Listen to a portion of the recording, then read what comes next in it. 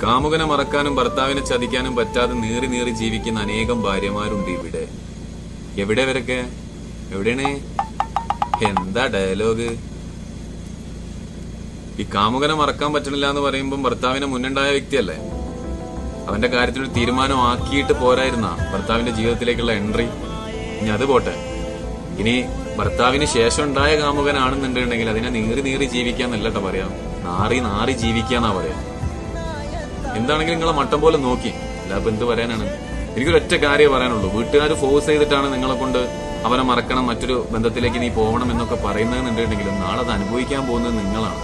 ഭർത്താവിന് ചതിക്കുന്നതും നിങ്ങളാണ്, നിങ്ങൾ ചതിക്കാൻ പോകുന്നതും നിങ്ങളാണ്, നിങ്ങളുടെ വീട്ടുകാരല്ല. അപ്പം അന്ന് എനിക്ക് മുമ്പോട്ട് പോവില്ല എന്ന് പറയാനെടുക്കുന്ന ആ ഒരു വാശിയും വീറും ഒക്കെ കല്യാണത്തിന് മുമ്പ് കാണിച്ചാൽ ഒരുപക്ഷെ ആ ഭർത്താവിന്റെ ജീവിതമെങ്കിലും നിങ്ങൾക്ക് രക്ഷപ്പെടുത്താൻ പറ്റും.